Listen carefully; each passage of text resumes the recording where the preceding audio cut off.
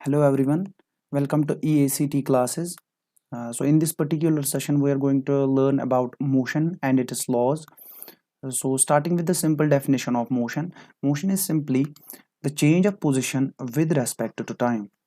कोई भी बॉडी अगर मूव कर रही है फ्रॉम इट्स ओरिजिन, ये मान लीजिए ओरिजिन है, यहाँ से इसने मूव किया to point A with respect to time, तो हम कहेंगे कि इस बॉडी ने मोशन अटेन की है। मोशन कई टाइप्स की हो सकती है, जैसे सर्कुलर मोशन हो गई, जैसे वाइब्रेटिंग मोशन हो गई, और जैसे स्ट्रेट लाइन मोशन है।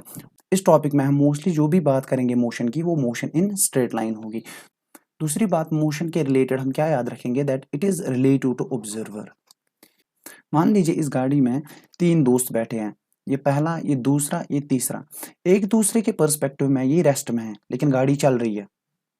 अगर गाड़ी मूव कर रही है तो इस दोस्त के पर्सपेक्टिव में ये भी रेस्ट पे है और इसके पर्सपेक्टिव में ये भी रेस्ट पे है। तीनों एक दूसरे के पर्सपेक्टिव में रेस्ट पे बैठे हैं।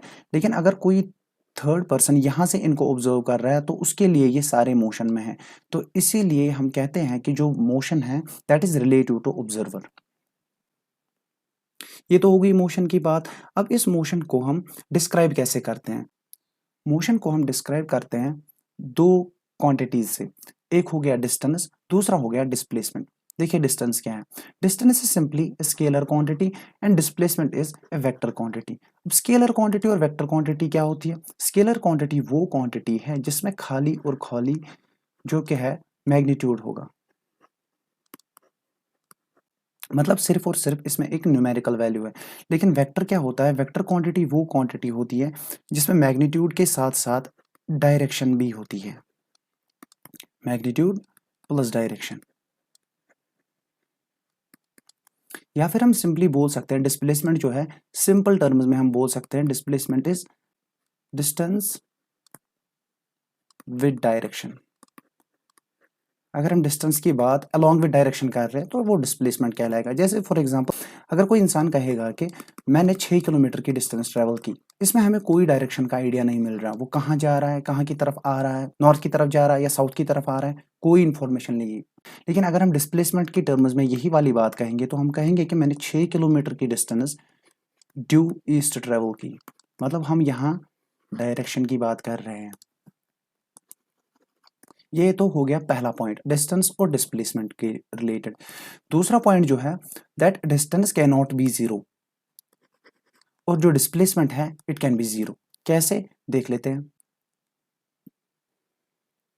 अगर कोई इंसान इस पॉइंट ओ से ट्रेवल कर रहा है point A to point B, ये मान लीजिए ये 10 किलोमीटर है, ये भी 10 किलोमीटर है। तो अगर ये यहां से यहां ट्रेवल कर रहा है थ्रू पॉइंट ए, तो इसकी जो डिस्टेंस है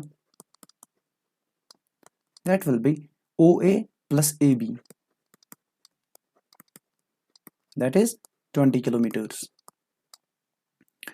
और इस केस में इसकी डिस्प्लेसमेंट भी इतनी ही होगी,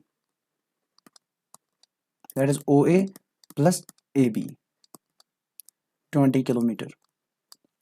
लेकिन हम दूसरा सिनारियो सपोज कर लेते हैं, यही सेम इंसान इस पॉइंट ओ से ट्रेवल कर रहा है थ्रू ए टू बी, यहां से जा रहा है बी पे, फिर बी से लेकिन वापस आ रहा है पॉइंट ए पे। देखिए ये 10 किलोमीटर्स है, ये भी मान लीजिए 10 किलोमीटर की डिस्टेंस है। इस केस में हमारी जो डिस्टेंस है, डिस्टेंस हो जाएगी ओवरऑल इसने पाथ कितना कवर किया, that is O A plus A B plus B A, that is 30 kilometres.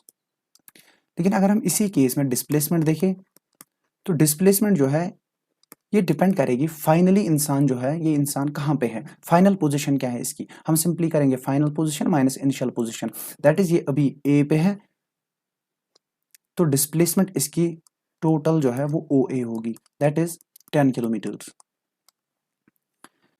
यहाँ पर हमें दो सीखने वाली बातें मिली अभी तक। जो डिस्टेंस है वो कभी कभी डिस्प्लेसमेंट के बराबर भी हो सकती है अगर जो पार्टिकल है वो स्ट्रेट लाइन में ट्रेवल कर रहा है। देखिए यहाँ कभी कभी डिस्टेंस डिस्प्लेसमेंट के बराबर आ सकती है। और दूसरी बात हमने यहाँ पे क्या सीखी, जो डिस्प्लेसमेंट है ये डिपेंड करती है final position of an object. ये इंपॉर्टेंट है। डिस्प्लेसमेंट सिंपली होती है फाइनल पोजीशन क्या है ऑब्जेक्ट की। अब इसी चीज को और थोड़ा सा समझ लेते हैं हम तीसरे सिनारियो से। देखिए ये सेम ऑब्जेक्ट है, ये यहाँ पॉइंट ओ से ट्रेवल कर रहा है थ्रू ए टू बी। ये हमारा सेम 10 किलोमीटर, ये 10 किलोमीटर।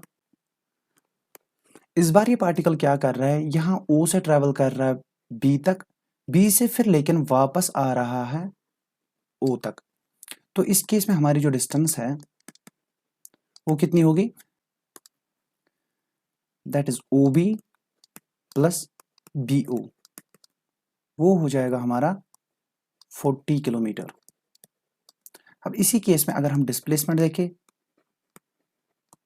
तो डिस्प्लेसमेंट की वैल्यू क्या आएगी हमारे पास, इसने इनिशियली यहां से स्टार्ट किया था और फाइनली ये यहां पर ही पहुंचा इसी वाले पॉइंट पे, तो इसकी जो डिस्प्लेसमेंट है वो 0 किलोमीटर्स हो जाएगी। तो तीसरी चीज हमने क्या सीखी कि जो डिस्प्लेसमेंट है वो 0 भी हो सकती है, लेकिन डिस्टेंस जो है वो कभी 0 नहीं होगी। अभी तक हमने डिस्टेंस और डिस्प्लेसमेंट में जो है वो डिफरेंसेस देखी, तो आई होप आपको समझ में आ गया होगा कि डिस्टेंस क्या होती है और डिस्प्लेसमेंट क्या होती है। तो अगर हम डिस्टेंस की बात कर रहे हैं विद रेस्पेक्ट टू टाइम, तो उस चीज को हम स्पीड कहते हैं। स्पीड क्या होती है, simply distance per unit time. किसी चीज ने कितनी डिस्टेंस ट्रेवल की कितने टाइम में, वो होती है उसकी स्पीड। अब हमारे पास अगर डिस्टेंस जो है वो स्केलर क्वांटिटी है, तो सीधी सी बात है जो स्पीड है वो भी स्केलर क्वांटिटी ही होगी। इसके यूनिट्स क्या होंगे, सिंपल, डिस्टेंस के यूनिट्स होते हैं मीटर और टाइम के जो यूनिट्स होते हैं वो सेकंड होता है। तो स्पीड का यूनिट क्या हुआ, मीटर पर सेकंड, या फिर हम इसे ऐसे भी लिखते हैं मीटर पर सेकंड। एक बात आप जान लीजिए, फिजिक्स में जो है, फिजिक्स में हम मोस्टली एम के एस सिस्टम यूज करते हैं। एम के एस, एम मतलब मीटर,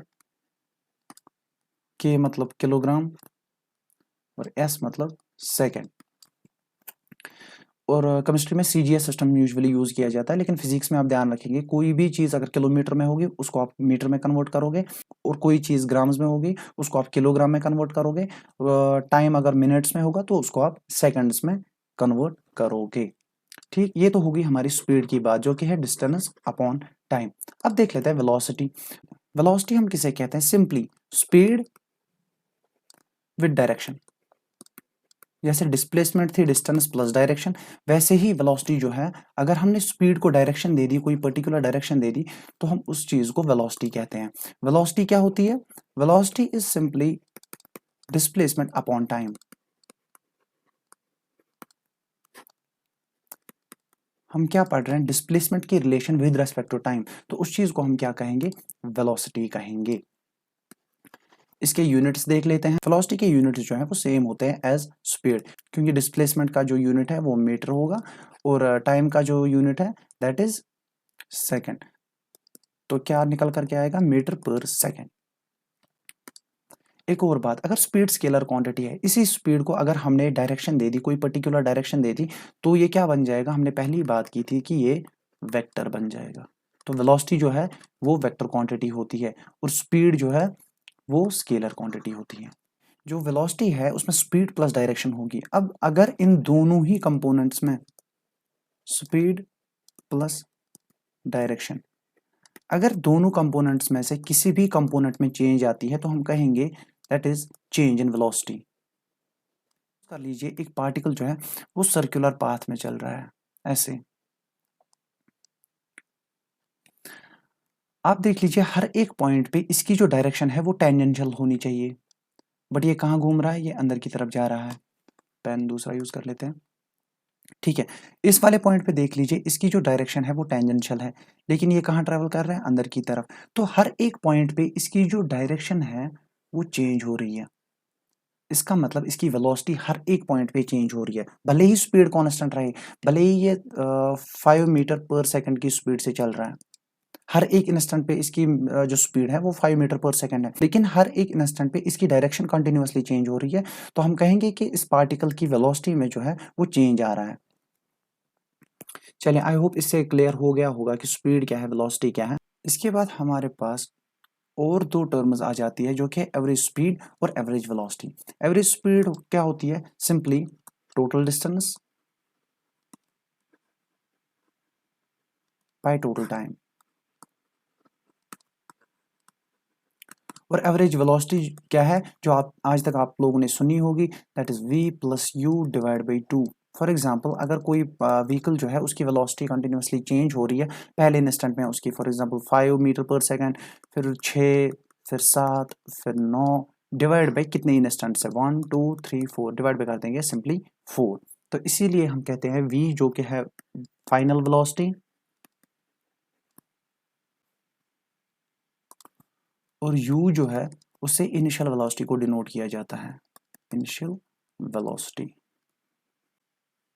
ये तो हो गई एवरेज वेलोसिटी की बात। इसके बाद एक्सेलरेशन देख लेते हैं। एक्सेलरेशन क्या है? देखिए, ये इंपॉर्टेंट है। Acceleration is simply rate of change of velocity, rate of change of velocity. Velocity के चेंज होने का रेट क्या है, उसको हम एक्सेलरेशन कहते हैं। ठीक,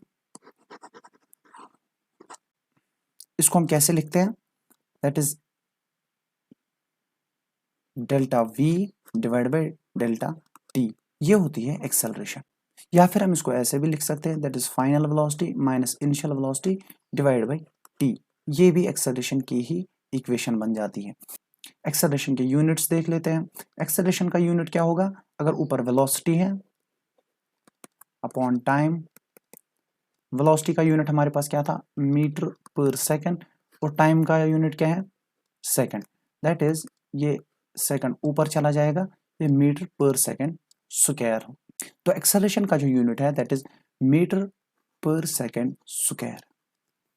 देखिए, इसको हम ऐसे समझ लेते हैं, किसी ऑब्जेक्ट की एक्सेलरेशन फॉर एग्जांपल 5 मीटर पर सेकंड स्क्वायर की है, तो इसकी लिटरल मीनिंग समझ लेते हैं। ये पॉइंट ओ से ट्रेवल कर रहा है, ये टाइम ले लीजिए 1 सेकंड, ये दूसरा सेकंड है, ये तीसरा सेकंड है। यहां से यहां जब ये ट्रेवल कर रहा है 1 सेकंड में, इसकी जो वेलोसिटी है वो 5 मीटर पर सेकंड है। दूसरे इंस्टेंट में ये एक्सेलरेट कर जाएगा। अब ये 5 से कहां जाएगा? 10 मीटर पर सेकंड। तीसरे इंस्टेंट में, क्योंकि कॉन्टिन्यूसली जो एक्सेलरेशन है वो 5 मीटर पर सेकंड स्क्वायर से इंक्रीज हो रही है, अब तीसरे सेकंड में इसकी वेलोसिटी क्या होगी? 15 मीटर पर सेकंड। मतलब 5 मीटर पर सेकंड, पर सेकंड, मतलब 5 मीटर पर सेकंड की वेलोसिटी इंक्रीज हो रही है पर सेकंड। इसको कहते हैं 5 मीटर पर सेकंड स्क्वायर की एक्सेलरेशन, क्योंकि हर एक इंस्टेंट पे आप देख लीजिए 5 मीटर पर सेकंड की वेलोसिटी जो है वो इंक्रीज हो रही है। एक्सेलरेशन के बारे में एक और पॉइंट जान लीजिए, जो एक्सेलरेशन है it can be positive, it can be zero, it can be negative. Positive acceleration हम कब कहेंगे? जब मोशन की डायरेक्शन और एक्सेलरेशन की डायरेक्शन सेम होगी, तो हम क्या कहते हैं, इसमें पॉजिटिव एक्सेलरेशन है। जीरो एक्सेलरेशन कब होगी? ऑब्वियसली जब वेलोसिटी जीरो होगी। अगर वेलोसिटी जीरो है तो हमारे पास एक्सेलरेशन जो है वो जीरो आएगी, क्योंकि हमें पता है एक्सेलरेशन जो है that is rate of change of velocity. अगर वेलोसिटी में चेंज जीरो का आ रहा है तो एक्सेलरेशन ऑब्वियसली जीरो ही होगी। रेट का लफ्ज कभी भी जब यूज होगा तो आप समझ जाना कि ये विद रिस्पेक्ट टू टाइम की बात कर रहा है। जैसे हमने डिस्टेंस की बात की थी, distance with respect to time अगर हम बात कर रहे हैं तो वो कहलाता है स्पीड। डिस्प्लेसमेंट की बात अगर करेंगे विद रिस्पेक्ट टू टाइम तो वो कहलाती है वेलोसिटी। एक्सेलरेशन नेगेटिव कब होगी? नेगेटिव तभी होगी जब डायरेक्शन ऑफ मोशन और एक्सेलरेशन की जो मोशन है वो अपोजिट होगी। ये मान लीजिए ये मोशन की डायरेक्शन है, ये एक्सेलरेशन की डायरेक्शन है, तो इस केस में हमारी जो एक्सेलरेशन होती है वो नेगेटिव होती है। इसी को दूसरे टर्म्स में हम डिसेलरेशन भी कहते हैं। इसके बाद चलिए कुछ ग्राफ्स की बात कर लेते हैं। हमारे पास 3 टाइप्स के ग्राफ हैं। पहला जो है उसमें हम देखेंगे जब कोई भी बॉडी है वो मोशन में नहीं है, that is body at rest, उसके केस में ग्राफ्स कैसे बन जाएंगे। ये ग्राफ है between x and time, that's its position time graph. तो बॉडी अगर रेस्ट में है तो पोजीशन तो चेंज नहीं हो रही, तो ग्राफ जो हमारा है वो सिंपली कैसा आएगा, वो पैरेलल टू टी एक्सिस आ जाएगा, क्योंकि एक पोजीशन इसने अटेन कर ली है तो यहाँ पे ये रुका हुआ है। अब इसकी पोजीशन जो है वो चेंज नहीं हो रही, ये बॉडी एक ही जगह पे रुकी हुई है और इसका जो ग्राफ है वो कुछ इस तरीके से आएगा। अगर हम इसी बॉडी का वेलोसिटी टाइम ग्राफ देखेंगे, अगर ये रेस्ट में है तो मतलब चेंज इन वेलोसिटी तो कुछ नहीं हो रही, अगर वेलोसिटी चेंज नहीं हो रही मतलब ये जो ग्राफ है ये टी एक्सिस के साथ में आएगा। तीसरा ग्राफ एक्सेलरेशन वर्सेस टाइम है, अगर वेलोसिटी 0 है तो मतलब एक्सेलरेशन भी इसकी 0 ही होगी, तो ग्राफ कुछ ऐसे आएगा। दूसरा सिनारियो हम देख लेते हैं, दूसरा केस हम देख लेते हैं, that is when this body is in uniform motion.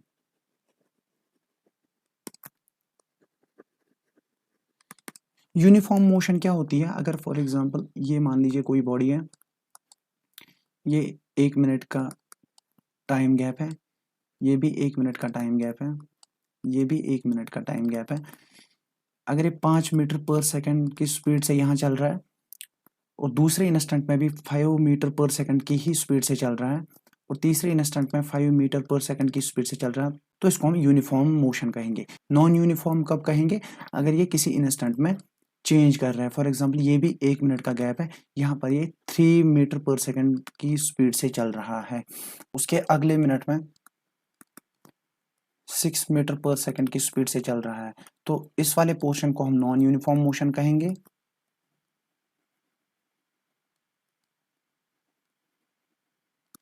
और इस वाले पोर्शन को हम यूनिफॉर्म मोशन कहेंगे।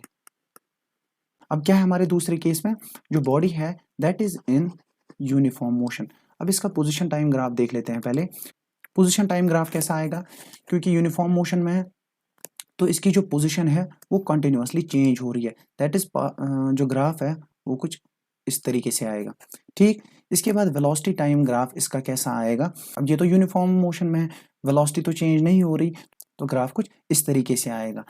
इस ग्राफ के रिलेटेड एक इंपॉर्टेंट चीज़ है, मान लीजिए इस वाले पॉइंट से पॉइंट ए टू बी हमें चाहिए, इसकी डिस्प्लेसमेंट कितनी है, तो हम क्या करेंगे, हम ग्राफ को डायरेक्टली यहाँ पर प्लॉट कर देंगे टी एक्सिस के साथ, और ये जो बीच में एरिया आ जाएगा ये हमें डिस्प्लेसमेंट दे देगा। कौन सा एरिया दे देगा, जो कि इसके अंडर कवर हो रहा है इस वाले इंस्टेंट में, तो ये हमें डिस्प्लेसमेंट दे देगा। लेकिन वेलोसिटी कैसी है, यूनिफॉर्म मोशन में है। यूनिफॉर्म मोशन मतलब इसने कुछ वेलोसिटी अटेन की है, फॉर एग्जाम्पल इसने वेलोसिटी जो है वो अटेन की है पहले 10 मीटर पर सेकंड की, इस वाले इंस्टेंट पे ये 10 मीटर पर सेकंड मान लीजिए। अब यहाँ पे ये कॉन्स्टेंटली मूव कर रहा है 10 मीटर पर सेकंड, 10 मीटर पर सेकंड, 10 मीटर पर सेकंड, हर एक टाइम इंटरवल में। तो इससे क्या होगा, इससे जो इसका वेलोसिटी टाइम ग्राफ है वो कुछ इस तरीके से आएगा, जो कि है पैरेलल टू टी एक्सिस। अब अगर इसकी वेलोसिटी चेंज नहीं हो रही, ये आप यहाँ पर भी जान लीजिए कि वेलोसिटी जो है इसकी कांस्टेंट है। अगर वेलोसिटी चेंज नहीं हो रही तो एक्सेलरेशन क्या है, चेंज इन वेलोसिटी, पहले ही हमने बात की थी, change in velocity upon time. अगर वेलोसिटी चेंज नहीं हो रही मतलब एक्सेलरेशन इसके केस में भी 0 ही आएगी, तो ग्राफ कैसा आएगा, बिल्कुल टाइम एक्सिस के साथ, या फिर हम कह सकते हैं एक्स एक्सिस के साथ।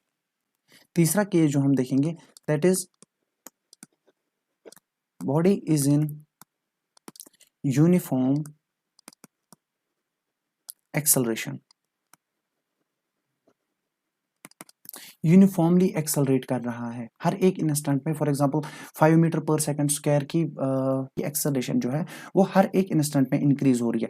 पहले इंस्टेंट में वेलोसिटी क्या थी 10 मीटर पर सेकंड, उसके दूसरे इंस्टेंट में 15 मीटर पर सेकंड की वेलोसिटी, अब तीसरे इंस्टेंट में 20 मीटर पर सेकंड की, मतलब एक्सेलरेशन जो है वो यूनिफॉर्मली इंक्रीज हो रही है। तो इसके ग्राफ देख लेते हैं, that is position time graph जो एक्सेलरेटिंग बॉडी का आ जाएगा, जो कि यूनिफॉर्मली एक्सेलरेट कर रही है, वो कुछ इस तरीके से आएगा। ये ग्राफ ऐसा क्यों आ रहा है? क्योंकि एक्सेलरेट कर रहा है। एक्सेलरेट मतलब इसकी स्पीड जो है वो इंक्रीज हो रही है यूनिफॉर्मली। अब जब ये एक्सेलरेट यूनिफॉर्मली कर रहा है तो इसकी जो पोजीशन में चेंज है वो बहुत तेज आ जाएगा। तो ग्राफ कुछ इस तरीके से आता है। दूसरा ग्राफ अगर हम देखेंगे वेलोसिटी टाइम ग्राफ, वेलोसिटी में क्या हो रहा है? वेलोसिटी कंटिन्यूअसली इंक्रीज हो रही है, तो ग्राफ इस तरीके से आ जाएगा, स्ट्रेट लाइन। ठीक, अब इस ग्राफ की खास बात क्या है? इस ग्राफ में भी अगर हम कोई भी दो पॉइंट प्लॉट कर रहे हैं, फॉर एग्जांपल यहाँ से यहाँ तक, तो ये वाला पोर्शन जो है ये भी हमें डिस्प्लेसमेंट की इंफॉर्मेशन दे देगा। तो कैसा आ रहा है? यूनिफॉर्म एक्सेलरेशन के केस में वेलोसिटी टाइम ग्राफ जो है वो स्ट्रेट लाइन आ रहा है हमारा। तीसरा ग्राफ जो है एक्सेलरेशन टाइम ग्राफ, वो क्या होगा? अब ये सोचने वाली बात है, यूनिफॉर्म एक्सेलरेशन इसने अचीव कर ली है।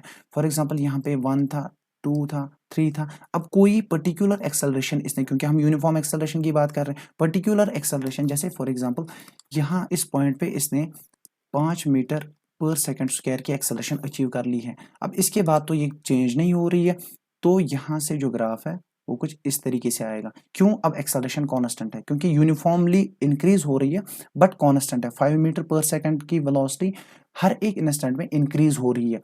अगर एक्सेलरेशन नॉन यूनिफॉर्म होता तो ग्राफ स्टीप आ जाता, लेकिन एक्सेलरेशन यूनिफॉर्म है तो ग्राफ जो है वो बिल्कुल एक्स एक्सिस के पैरेलल आ रहा है। काइनेमेटिक इक्वेशंस,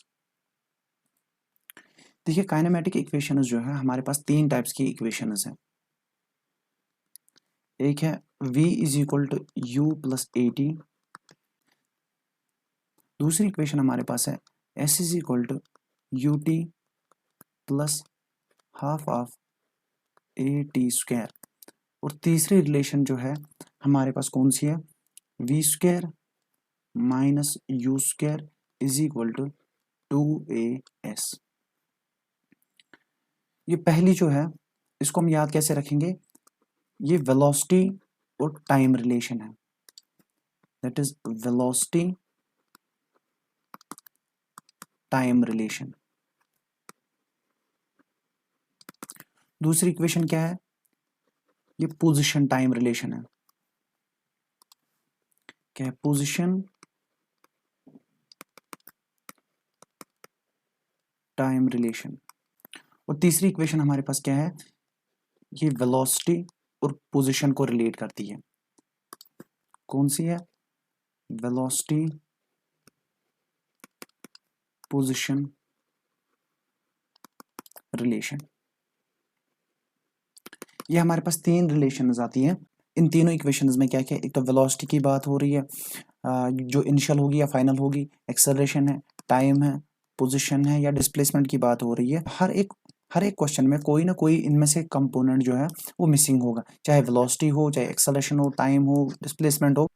तो कोई भी कंपोनेंट जो है अगर वो मिसिंग है तो दूसरा आपको निकालना होगा। इन तीनों इक्वेशन को आप याद कर लीजिए, ज़्यादा दिमाग नहीं लड़ाना है, इनको डायरेक्टली आप याद कर लीजिए और कौन कौन सी रिलेशन क्या है वो देख लीजिए और अकॉर्डिंगली इनको आप अप्लाई कर लीजिए। इसके बाद हमारे पास एक छोटा सा टॉपिक है, दैट इज सर्कुलर मोशन।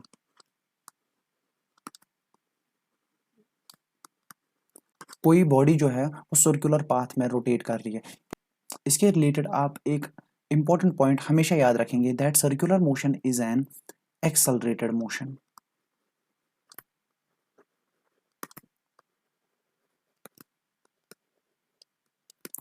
अभी हमने बात की अगर कोई पार्टिकल जो है वो सर्कुलर पाथ में रिवॉल्व कर रहा है तो इसकी स्पीड मान लीजिए 10 मीटर पर सेकंड की है या वेलोसिटी 10 मीटर पर सेकंड की है। लेकिन ये जो पार्टिकल है ये हर एक इंस्टेंट पे अपनी जो वेलोसिटी है उसकी डायरेक्शन चेंज कर रहा है। देखिए इस वाले पॉइंट पे मान लीजिए इसकी डायरेक्शन यहाँ टेंजेंशियल है, लेकिन ये कहाँ मूव कर रहा है? इस वाली डायरेक्शन में। इस वाले पॉइंट पे इसकी डायरेक्शन ऐसे है, लेकिन ये अंदर की तरफ मूव कर रहा है। तो हर एक पॉइंट में जो है वो वेलोसिटी चेंज हो रही है। वेलोसिटी का कौन सा कंपोनेंट? डायरेक्शन वाला कंपोनेंट। वो क्या हो रही है? चेंज। अगर वेलोसिटी चेंज हो रही है, हमने अभी देखा कि एक्सेलरेशन जो है वो change in velocity upon time होता है। तो अगर वेलोसिटी कंटिन्यूअसली चेंज हो रही है लेकिन कौन सा कंपोनेंट? डायरेक्शन वाला कंपोनेंट, तो ये जो सर्कुलर मोशन है ये क्या होगा?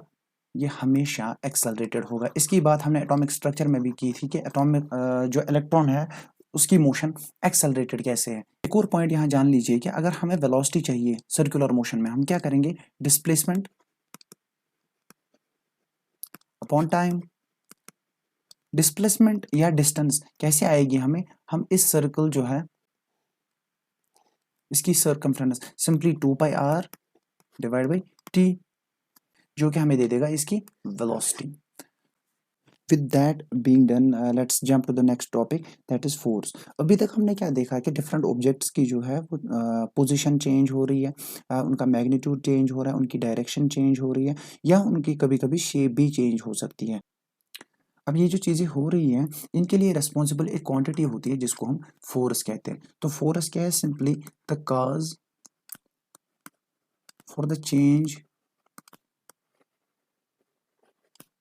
इन, किसमें, या तो पोजीशन में चेंज आ सकती है फोर्स की वजह से, या तो मैग्नीट्यूड में, या तो डायरेक्शन में, या कभी कभी शेप में। फोर्स का जो यूनिट होता है वो न्यूटन है।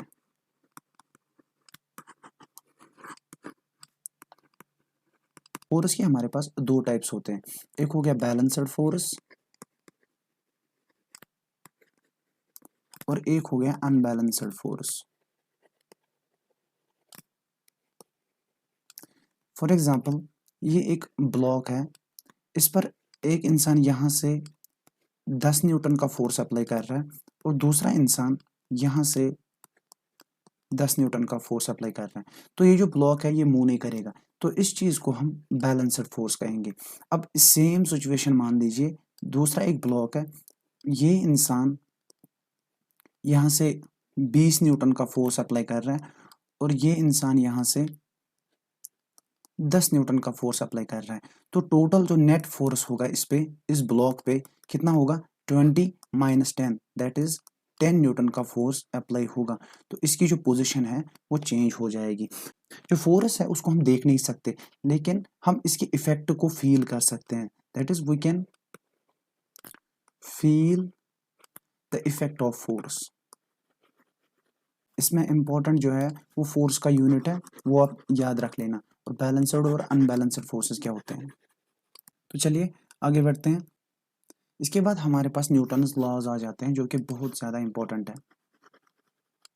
न्यूटन ने 3 लॉज दिए थे। पहला लॉ जो कि क्या कहता है, an object will remain in a state of rest or uniform motion in a straight line unless acted upon by some external unbalanced force. In other words हम कह सकते हैं कि एक ऑब्जेक्ट जो है वो या तो रेस्ट पे रहेगा या फिर मोशन में रहेगा, जब तक कि उस पे एक्सटर्नल अनबैलेंस्ड फोर्स एक्ट ना करे। फॉर एग्जांपल, एक स्टोन है, वो ज़मीन पे पड़ी है, तो वो रेस्ट पे रहेगी हमेशा जब तक कि कोई एक्सटर्नल फोर्स इस पे एक्ट ना करे और इसको मोशन में लाए। या कोई मूविंग स्टोन है, वो तब तक मूव करती रहेगी जब तक कि कोई एक्सटर्नल फोर्स, अनबैलेंस्ड फोर्स ना आ जाए और इसको रेस्ट पर ले आए। यही जो प्रॉपर्टी है ऑब्जेक्ट्स की, कौन सी property, that is resisting the change.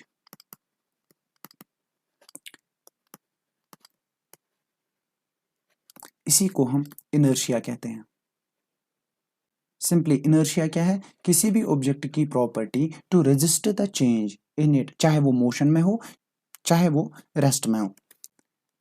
Screen पे एग्जांपल है इनर्शिया की। ये जो बाइक राइडर है, ये जैसे ही इस वॉल के साथ टकरा रहा है, तो इसकी जो अपनी प्रॉपर्टी है इनर्शिया की, उसकी वजह से ये अभी भी मूव कर रहा है जबकि बाइक जो है वो रुक गई है।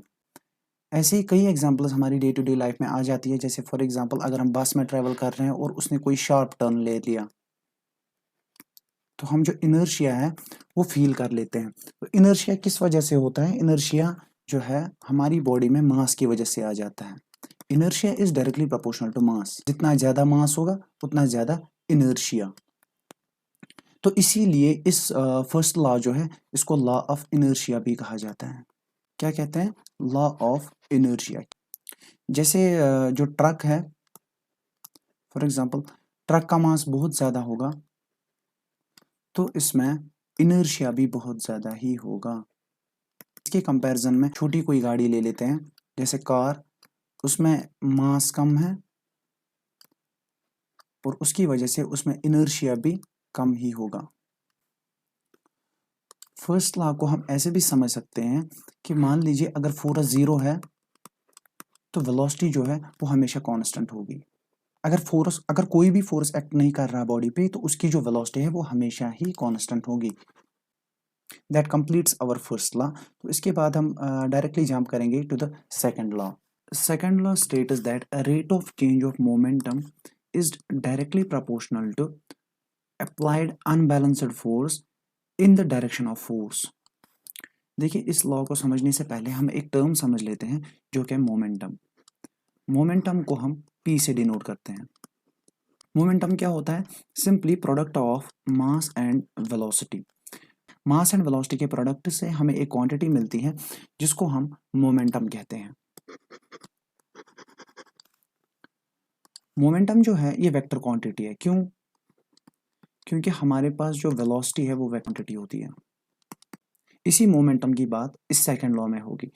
Rate of change of momentum is directly proportional to applied force and in the direction of force. दो चीजें हैं। जो फोर्स है अनबैलेंस्ड फोर्स वो डायरेक्टली प्रोपोर्शनल होता है एक तो rate of change of momentum, momentum का चेंज होना विद रेस्पेक्ट टू टाइम। दूसरा पॉइंट इसमें क्या है? इस मोमेंटम के चेंज होने की जो डायरेक्शन है वो इन the direction of force applied है। फॉर एग्जांपल इसको छोटी एग्जांपल से समझ लेते हैं। ये कोई स्टोन है, ये ट्रेवल कर रही है इस डायरेक्शन में।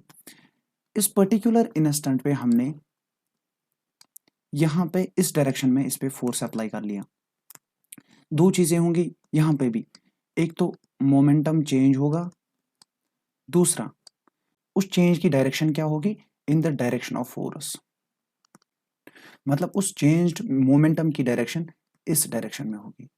ये सेकंड लॉ कहता है। क्या कहता है? Rate of momentum is directly proportional to the force applied. Force कौन सा है? Unbalanced force. In other words हम कह सकते हैं force is directly proportional to momentum. हमें पता है मास इनटू वेलोसिटी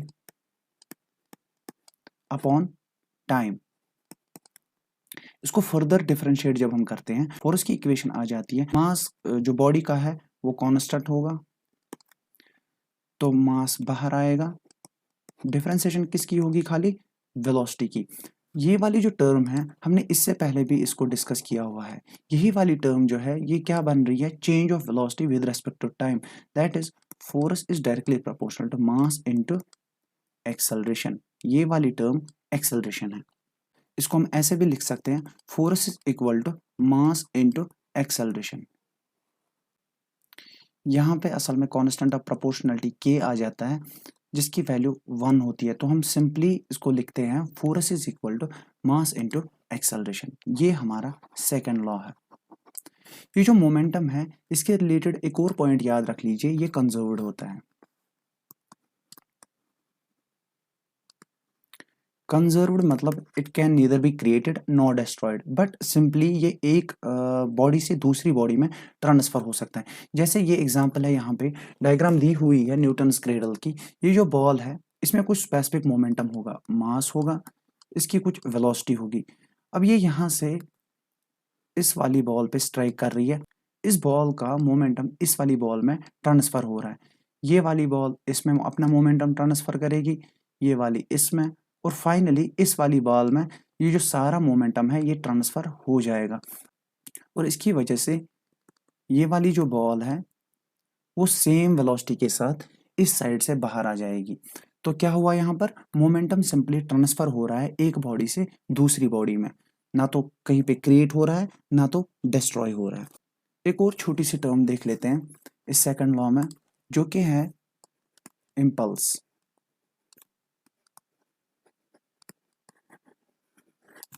हमें पता है force is inversely proportional to time. अभी यहाँ पे देखा हमने जो फोर्स है उसकी इनवर्स रिलेशन है टाइम के साथ। अगर टाइम ज्यादा है तो फोर्स कम है, अगर टाइम कम है तो फोर्स ज्यादा है। इसकी बेस्ट एग्जांपल हमें मिलती है जब भी क्रिकेटर्स बॉल को कैच करते हैं।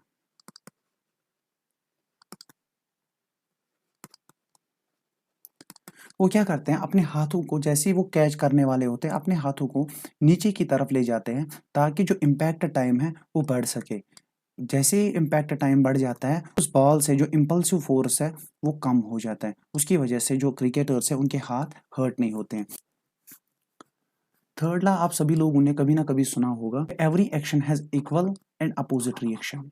दो चीजें हैं थर्ड लॉ में, every action has equal and opposite reaction. दूसरी चीज हम याद रखेंगे, action and reaction act on two different bodies. मतलब जो बॉडी एक्ट कर रही है एक्शन उसका होगा, और जिस पे एक्ट कर रही है, फॉर एग्जांपल ये बॉल है वॉल पे हिट कर रही है तो रिएक्शन इसका होगा। किसी के गाल पे थप्पड़ पड़ रहा है, जो हाथ है वो एक्शन कर रहा है, जो अगले बंदे का गाल है उसकी वजह से रिएक्शन हो रहा है। तभी हम कहते हैं action and reaction act on two different bodies. एक और एग्जांपल है हमारे पास, that is recoiling of gun. जैसे ही गन बुलेट फायर करता है आगे की डायरेक्शन में, उस बुलेट में कुछ पर्टिकुलर वेलोसिटी होती है, कुछ एक्सेलरेशन होती है। Bullet equal and opposite force apply करती है गन पे, जिसकी वजह से गन जो है पीछे की तरफ फोर्स अप्लाई करता है। अब यहाँ पे सोचने वाली बात यह है कि बुलेट की जो एक्सेलरेशन है वो बहुत ज़्यादा होती है, जबकि गन की जो एक्सेलरेशन है वो बहुत कम होती है, क्योंकि हमें पता है बुलेट का जो मास है वो कम होगा।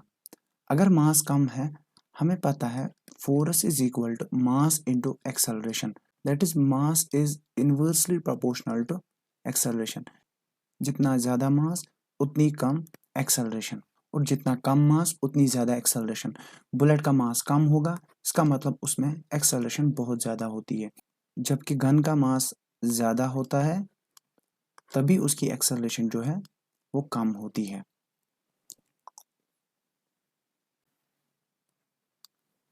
इसके बाद हमारे पास लास्ट टॉपिक्स आते हैं, that is mass and weight. ये दोनों ही टॉपिक्स ग्रेविटेशन वाले चैप्टर से लिए गए हैं। तो starting with the mass, mass is simply the quantity of matter contained in a body. That is किसी भी बॉडी में कितना मैटर है, that is it is mass. For example कोई इंसान 60 kg का है, ये इसका मास है, दैट मीन्स इसमें 60 kg मैटर है। मास का यूनिट kg होता है, सिंपल। दूसरी बात मास के रिलेटेड ये है कि that it remains same on every planet. चाहे कोई इंसान कहीं पे भी चला जाए, जो मास का वैल्यू है वो सेम रहेगा। जैसे अगर यही इंसान मार्स पे चला जाएगा तो वहां पे भी इसका जो मास है that will remain as 60 kg। अब यहाँ पे इंपॉर्टेंट क्या है, यहाँ पे इंपॉर्टेंट हमारा वेट है। वेट क्या है, weight is simply the force with which earth attracts the body. और दूसरी बात आप वेट के बारे में क्या रखेंगे यार, that it is different at different planets. ये समझने वाली बात है। अगर वेट फोर्स है, फोर्स की इक्वेशन हमें पता है जो कि हमने सेकंड लॉ ऑफ मोशन से देखी थी, that is mass into acceleration. तो अगर हमें किसी चीज का वेट निकालना है, हम उसका मास देखेंगे, उसकी एक्सेलरेशन देखेंगे। लेकिन acceleration in terms of earth is called acceleration due to gravity. उसको हम जी से डिनोट करते हैं, स्मॉल जी से। ये भी एक्सेलरेशन ही है, इसकी वैल्यू 9.8 मीटर पर सेकेंड स्क्वायर। यूनिट सेम रहेगी क्योंकि ये भी एक्सेलरेशन ही है, बस हम यहाँ पे डिनोट कर रहे हैं जी से, मतलब that is acceleration due to gravity. ये फॉर एग्जांपल अर्थ है, कोई स्टोन मान लीजिए यहाँ की तरफ गिर रहा है फ्री फॉल में। फ्री फॉल मतलब under the influence of gravity, क्योंकि ग्रेविटी तो एक्ट करेगी इस स्टोन पे। ये गिर रही है हर एक इंस्टेंट पे, जब भी ये गिर रही है हर एक इंस्टेंट पे इसकी जो वेलोसिटी है वो इंक्रीज हो रही है। यहाँ पे थोड़ी सी इंक्रीज होगी, फिर यहाँ फिर से इंक्रीज हो जाएगी, फिर यहाँ और इंक्रीज हो जाएगी, और सबसे ज्यादा वेलोसिटी कब होगी, जब ये अर्थ को हिट करने वाली होगी। तो अगर वेलोसिटी चेंज हो रही है मतलब इस चीज में एक्सेलरेशन आ रही है, उसी एक्सेलरेशन को हम एक्सेलरेशन ड्यू टू ग्रेविटी कहते हैं। वेट का जो यूनिट होगा दैट विल बी न्यूटन। क्यों, क्योंकि ये फोर्स है। दूसरी बात जो हम वेट के रिलेटेड याद रखेंगे, जो एक्सेलरेशन ड्यू टू ग्रेविटी है it is directly proportional to G M by R square. ये जो जी है ये कांस्टेंट होता है। ये जो m है that is mass of planet.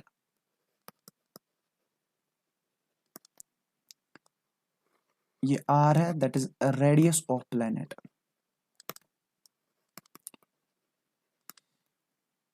यहां पर एक चीज नोट कर लीजिए, जो g है वो मास ऑफ ऑब्जेक्ट पे डिपेंड नहीं कर रहा। दैट इज अगर हमारे पास दो ऑब्जेक्ट्स हैं, ये 10 kg का है, ये 60 kg का है, इन दोनों पे जो एक्सेलरेशन लगेगी वो सेम लगेगी। क्यों? क्योंकि एक्सेलरेशन ड्यू टू ग्रेविटी जो है वो मास ऑफ ऑब्जेक्ट पे डिपेंड नहीं कर रहा। किस पे डिपेंड कर रहा है? मास ऑफ प्लेनेट पे डिपेंड कर रहा है। अगर अर्थ की बात की जाए तो मास ऑफ अर्थ पे डिपेंड कर रहा है और रेडियस ऑफ अर्थ पे। मून का मास और मून का रेडियस दोनों ही कम है किससे? अर्थ से। अगर मास भी कम है, रेडियस भी कम है, उसकी वजह से जी भी कम होगा, और अगर जी कम है इसकी वजह से फोर्स भी कम होगा।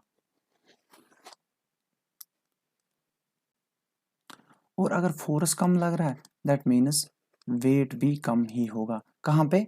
मून पे। मून पे वेट इंसान का कम हो जाता है एज कंपेयर टू अर्थ। कितना? जो वेट ऑन मून होता है that is 1/6 of weight on earth. For example अगर इंसान का वेट अर्थ पे 60 न्यूटन है तो मून पे कितना हो जाएगा? ये 60/6 दैट इज 10 न्यूटन। और इसी वजह से हम मून पे बड़े बड़े जंप्स लगा पाते हैं, क्योंकि मून की जो ग्रेविटी है वो बहुत कम होती है as compare to earth. Before concluding I would like to share 2 important tips with you guys. Displacement के केस में हमने देखा था जो डिस्प्लेसमेंट है that depends on initial and final point. For example यहाँ से एक बंदा अपनी जर्नी स्टार्ट कर रहा है, यहाँ यहाँ यहाँ यहाँ, और इस वाले पॉइंट पे रुक रहा है। ये पॉइंट ए हो गया, ये पॉइंट बी हो गया। ये जो सारा पाथ है इसकी डिस्टेंस हो गई, लेकिन distance between A and B जो कि है शॉर्टेस्ट पाथ, उसको हम डिस्प्लेसमेंट कहेंगे। ऐसे ही कभी कभी क्वेश्चन में ऐसे आ जाता है कि एक इंसान जो है वो यहाँ से पॉइंट ओ से अपनी जर्नी स्टार्ट कर रहा है through point A to point B. इसकी पाथ लेंथ दे देगा 3 मीटर, इसकी पाथ लेंथ 4 मीटर, और हमें डिस्प्लेसमेंट निकालने के लिए बोल देगा। डिस्प्लेसमेंट क्या होगा यहाँ पे? Distance between O and B. यहाँ पे हम डिस्प्लेसमेंट कैसे निकालेंगे? सिंपली पाइथागोरस थ्योरम अप्लाई कर लेंगे। Hypotenuse square is equal to base square plus altitude square.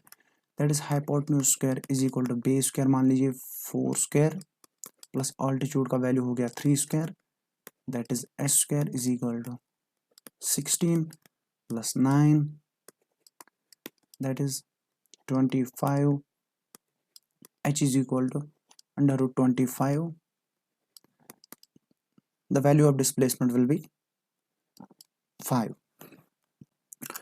दूसरा पॉइंट जो मैं आप लोगों के साथ शेयर करना चाहता हूँ that will help you guys in solving numericals. जब भी आपको स्पीड या वेलोसिटी की वैल्यू दी गई होगी इन किलोमीटर्स, आपको उसको मीटर्स में कन्वर्ट करना है। से फॉर एग्जांपल हमें कोई वैल्यू दे रहा है 36 किलोमीटर पर आवर। जैसे कि मैंने पहले ही बोला था फिजिक्स में हम MKS सिस्टम यूज करते हैं। M for metre, K for kg, S for second. तो ये किलोमीटर में है, इसको हमें मीटर में कन्वर्ट करना पड़ेगा। ये आवर में है, इसको हमें सेकंड में कन्वर्ट करना पड़ेगा। हम डायरेक्टली क्या करेंगे? 36 को एक टर्म से मल्टीप्लाई कर देंगे दैट इज 5/18। जब भी आप 5/18 से मल्टीप्लाई कर लोगे किलोमीटर पर आवर को, वो हमारे पास आ जाएगा मीटर पर सेकंड में। कितना आएगा? दैट इज 10 मीटर पर सेकंड। इसी के साथ हमारा जो ये टॉपिक है ये कंप्लीट हो जाता है। होपफुली आप सभी लोगों को अच्छे से समझ में आया होगा। अगर इस टॉपिक के रिलेटेड आप लोगों को कोई डाउट है आप कमेंट बॉक्स में पूछ सकते हैं। और दूसरी बात, अगर आपको इस टॉपिक के रिलेटेड न्यूमेरिकल्स करने में कोई डिफ़िकल्टी आ रही है या आप चाहते हो कि मैं एक और सेशन लेकर आऊँ न्यूमेरिकल्स का, तो वो भी आप कमेंट करके बोल सकते हैं। मिलते हैं अगली वीडियो में। टिल देन, अल्लाह हाफ़िज़।